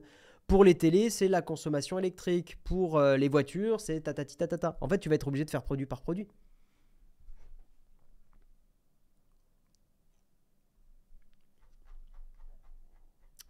Alors, je remonte un peu dans vos commentaires. La 4K, il faut avoir la fibre. Oui, mais encore une fois, ce n'est pas le débat. Le problème est moins dans l'énergie de la voiture que dans la longévité. La pollution à l'usage, c'est une chose. Faire croire aux gens qu'ils doivent changer de voiture tous les 3 ans. Coucou Jean. Putain, je viens de voir pour les gigabytes et ça parle politique. Fuck my life. Ah, on est en plein dans l'Europe là. Là, on est en plein dans l'Europe. Tu veux venir sur Discord, Jean? Tu veux réagir? Tu veux venir dire si tu trouves que ce que fait l'Europe... non, parce que toi, tu donnes pas forcément ton opinion. Mais ça aurait pu être intéressant de savoir si ce que fait l'Europe en termes d'écologie est convaincant ou pas. Quoi que tu avais fait le débat du siècle. Je sais pas, comme tu veux. Non, c'est mort et tu dors. Il n'y a pas de souci, genre, je comprends totalement. Je vais mettre un slip et démarrer ma journée. Il n'y a aucun problème. Guillaume, on n'a pas le temps. Waouh, mais Samuel. En vrai, ça aurait été intéressant. Mais le slip est plus important. Tout à fait. Slip français, j'espère, Jean, par contre. Hein. Attention. Attention, un slip français obligatoire. Mais qu'est-ce que je veux dire? Non, moi, je suis plutôt content de ce qui se passe là. Je suis d'accord, le débat sur la surconsommation des appareils est intéressant, mais dans le cas de la 8K, je trouve ça un peu dommage de se poser la question que là-dessus. Ouais, mais non, mais c'est parce que l'article là en parle. C'est parce qu'on a fait un article qui parle des télévisions, mais il y a beaucoup d'autres choses qui sont faites pour l'écologie, c'est juste qu'on n'en parle pas et qu'on le voit pas. Et que c'est plus vendeur de dire ce qui ne va pas que de dire ce qui va ou ce qui est en train d'être amélioré. Comme d'hab. La TV reste le centre de beaucoup de foyers, c'est l'un des produits les plus importants à réguler. Ouais, la télévision est un produit tech qui mérite, sur lequel on doit légiférer. Effectivement, on doit poser des limites, c'est hyper, hyper important. En plus, avec les derniers RTX qui consomment trop, on commence à avoir envie qu'ils bossent plus sur un truc qui est efficient qu'efficace. C'est là où je vais reprêcher pour du Apple, mais Apple a été assez génial avec ses M1. C'est que c'est puissant et efficient. Ça me semble être une bonne chose car ça ne bloque pas que la 8K, les dalles LCD 4K qui consomment trop. Ouais, non, je suis d'accord. En fait, la 8K est presque un non-sujet dans la news. C'est peut-être même pas le focus qui aurait dû être fait. Mais j'ai cliqué. L'article m'a donné envie de cliquer, donc ça a marché de mettre 8K dans le titre. Mais j'aime bien le fait qu'on ait ce débat dans le chat, je trouve ça cool. Et je trouve que c'est bien de voir qu'il y a des choses positives qui sont faites aussi. Je vois de plus en plus de gens qui ont un salon sans télé. La télé est beaucoup moins centrale qu'avant. Mais il y a quand même beaucoup de gens. En fait, j'ai un peu la sensation que dès que tu commences, on va dire, à t'installer, notamment par exemple avec un ou une chérie, Dès que tu commences à vouloir faire un petit, pardon, un petit salon un petit peu cosy, tu as envie de te mater une petite série tranquille, machin, souvent tu vas aller acheter une télé, je dirais. Mais c'est pas pour regarder les chaînes de télévision. C'est là où est la nuance. La télé est devenue un hub de consommation avant d'être un moyen. En fait, c'est ça. C'est que la télé avant était plus un moyen d'accéder aux chaînes de télévision. Maintenant, la télé est plus un écran qui va servir à regarder du contenu. Différence entre efficacité et efficience. C'est marrant, c'était un truc de mes cours, ça. Parce que j'ai un prof qui mettait beaucoup l'accent dessus. L'efficience, c'est le rapport entre la performance, enfin l'efficacité, et l'énergie que tu dépenses. Par exemple, tu peux avoir quelque chose de très performant, tu peux mettre 1000 cartes graphiques, hyper vénères pour faire une tâche, mais ça sera probablement pas efficient parce que tu vas cramer énormément d'énergie. Je peux te donner un exemple peut-être plus tangible. Tu vas pouvoir... Si, exemple qui est pas mal du tout. Tu auras une meilleure efficience en vissant quelque chose avec une tête pour ta vis adaptée.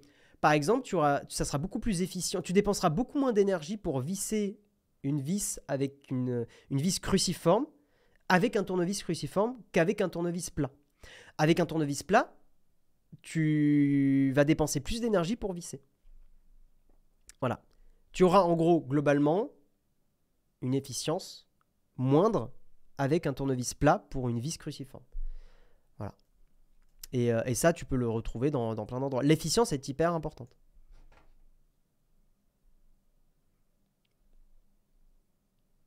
Oui, David, tu le résumes peut-être mieux. Efficace et qui arrive à son objectif. Efficient qui arrive à son objectif en minimisant les ressources. Ouais. Mais l'énergie que tu dépenses doit comprendre l'extraction. C'est de l'énergie. Si tu produis un produit ultra high-tech très très efficient mais que tu as besoin de 10 000 tonnes d'extraction, c'est débile.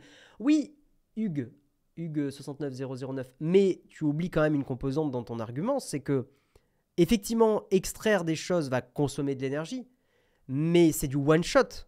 C'est-à-dire que tu vas extraire des minerais pour produire quelque chose, mais ton produit, après, quand il est fini, bah, il est fini. Tu vois, et c'est à ce moment-là où l'énergie qu'il va dépenser en l'utilisant est importante.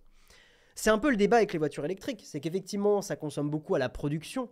Mais derrière, la voiture électrique, si tu la gardes 10, 15, 20 ans, probablement que c'est plus intéressant qu'une voiture thermique. J'ai pas les chiffres en tête, donc là, je parle avec des suppositions.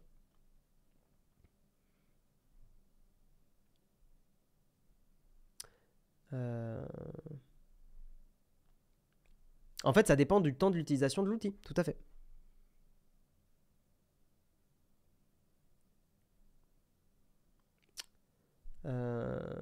Et idéalement, les matériaux seront recyclés. Alors malheureusement, c'est un peu une douce illusion. Dans les faits, le recyclage, c'est encore un gros bordel.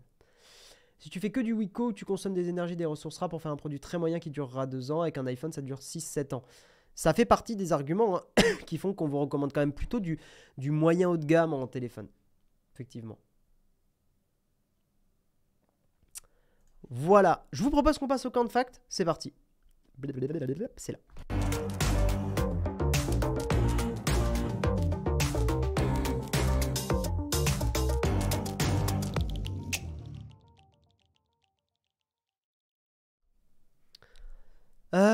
Tout à l'heure, il y avait une question de quelqu'un qui me demandait la montre que j'avais. J'ai une Withings que j'aime beaucoup, qui est un petit compromis sympa entre une montre connectée et une montre normale. Withings, c'est la Scanwatch. Ouais, c'est celle-là que j'ai. Oui, c'est celle-là. En blanc. Où est-ce qu'elle est? Tic, tic, tic, tic, tic, tic, tic. Attends, j'essaie de te la retrouver. J'ai celle-là. Non, j'ai le fond blanc. Ah oui, j'ai celle-là. Ouais, c'est ça. Attends. Parce qu'elle est hyper chère. Je l'avais payée en occasion. Je l'avais pas payée cher du tout. C'est celle-là que j'ai. Mais pas avec ce bracelet-là. J'ai un bracelet... Ouais, j'ai un bracelet cuir. Ouais, voilà, là c'est celle-là. Mais je sais qu'on peut la trouver normalement. Putain, elle y est plus. Parce qu'avant, elle était en occasion Amazon et je l'avais payé moitié prix. Je l'ai payé 150 balles. Je l'ai pas du tout payé 350. Ouais. Un moteur électrique est plus efficace et efficient qu'un moteur thermique qui récupère moins d'un tiers de l'énergie produite par le moteur contre 80% pour l'électrique. Yes. La grosse panne de Withings du week-end dernier était bien relou d'ailleurs. Plus possible d'ouvrir les applis quand c'est down. Ah ouais, ok. En monde connecté, juste pour voir son activité physique, as-tu des conseils? Prends-toi des bracelets connectés peut-être. Je pense que c'est mieux. Ça vaut quoi les Mac M1 sur OBS depuis le passage à OBS 28 pour le streaming? Je ne sais pas, on stream pas depuis les Mac.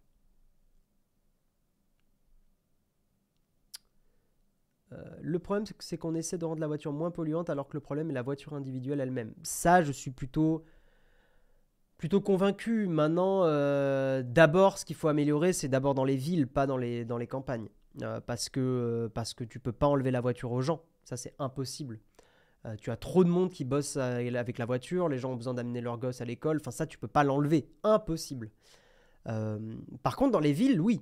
Dans les villes denses, il y a du boulot à faire pour que la voiture ne soit plus... en fait, que la voiture individuelle n'ait plus de sens dans les villes. Alors, tu auras toujours des exceptions, effectivement, mais moi, j'avoue que je rêve de ville, un peu à la Amsterdam, où en fait, les seules voitures qui vont passer, c'est des voitures d'urgence, c'est des taxis, c'est des... Voilà, c'est des choses comme ça. Et que la voiture individuelle ne soit plus dispo, qu'il y ait à la limite des camions qui puissent passer, des camions de déménagement notamment, qu'en fait, dans certaines conditions, tu puisses toujours louer une voiture. Par exemple, tu déménages, c'est quand même important de pouvoir continuer à louer un camion. C'est pas un truc que tu peux faire en transport en commun, mais que globalement, les transports en commun soient hyper disponibles, hyper pratiques, clean, propres, sûrs. Ça, c'est un peu mon rêve. Mais par contre, dans les villes, à la campagne, ça n'a, pour l'instant, aucun sens d'enlever la voiture. Par contre, qu'il y ait plus de bus et de lignes de train pour pouvoir voyager de ville en ville. Léo Techmaker a montré qu'il y a des réglementations assez gênantes pour les vélos électriques qui montent à 50 km/h. Triste car ça pourrait remplacer pas mal de voitures pour les urbains. Ouais. Et le gars de la campagne qui vient travailler à la ville? C'est une très bonne question. Mais ça, tu vois, pour le coup, Toulouse a un peu répondu à cette problématique. Chris, il y avait beaucoup de gens à mon taf. Ils prenaient la voiture pour aller à Ramonville. C'était la station c'était le terminus du métro. Enfin, le bout de ligne. Il y avait un parking qui était dédié aux bagnoles et les gens venaient en transport en commun. En gros, tu arrivais à Ramonville, tu posais ta bagnole et ensuite tu prenais les transports en commun. Et comme le métro de Toulouse est assez efficace, il y a plein de gens, ça leur posait pas de problème, quoi. Toulouse représente. Ouais. Non, mais c'était plutôt un parc relais, ouais. C'était plutôt bien foutu à Toulouse. J'ai beaucoup de collègues qui en étaient très contents de ce fonctionnement. Ça permet d'avoir un peu le meilleur des deux mondes, j'imagine.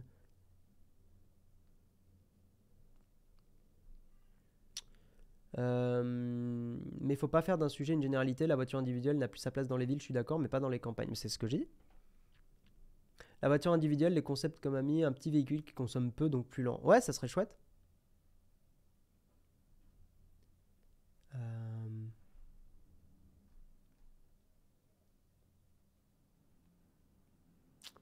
Faut pas oublier une chose avec l'électrique, c'est qu'avec le temps, la R&D, tout le côté écologique va être amélioré, c'est nouveau. Dire qu'on compare des technologies récentes avec un moteur thermique à l'heure actuelle, imaginé dans 20 ans. Ouais. On appelle ça Park and Ride chez nous, ok. Parc relais sur Caen, ok. Le plus important et le plus long, ça va être de reconvaincre les gens que la voiture doit être un moyen de transport et pas un marqueur social. Ouais, ça, vous savez, c'est marrant, c'est un truc que j'en discutais avec mon papa, pour le coup. Lui ne comprenait pas. Parce qu'à son époque, la voiture a été on va dire, un marqueur social, une libération, une liberté. Et il ne comprenait pas que moi, la voiture était une source de stress, en fait. C'est que je suis allé au boulot pendant plusieurs mois, je suis allé au boulot en bagnole, mais j'ai détesté ça. En fait, ça dépend dans quel contexte la voiture est utilisée. Pour beaucoup de gens, effectivement, la voiture, c'est encore associé à du fantasme, associé Ah ouais, à la liberté. C'est le fait de pouvoir prendre la bagnole, aller en vacances et tout ça. Mais effectivement, je crois que notre génération est moins liée à ça, je dirais. Et mon père ne comprenait pas. Mon père ne captait pas pourquoi la voiture, je n'aimais pas la prendre. Et que pour aller en ville, mais évidemment que j'allais prendre les transports en commun. C'était 1000 fois plus pratique. Tu étais moins stressé avec les transports en commun? Ah bah 1000 fois moins stressé. Transport en commun, tu poses tes fesses dans le bus, t'es bien. Développer le transport en commun avec des parcs à vélo. Ouais, tu vois, moi je fais partie des gens qui sont pas forcément vélo, vélo, vélo, vélo. Je trouve que les transports en commun sont plus pertinents que le vélo parce que le vélo ça va bien 2 secondes, mais le vélo a un gros défaut et c'est quelqu'un qui a pris le vélo pour aller à son taf pendant 1 an et demi, avant le Covid, jusqu'au Covid. J'allais au vélo tous les jours.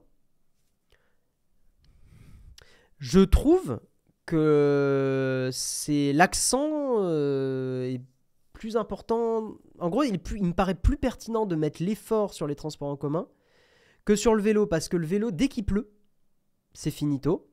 Le vélo, dès que tu as un handicap physique, c'est finito. Alors, tu as des vélos qui peuvent être adaptés, effectivement, mais euh, le vélo, dès que tu dois transporter un truc, c'est finito. Alors, tu as le sac à dos, bien sûr, mais globalement, c'est un peu plus galère. Le vélo, tu peux te le faire chourer.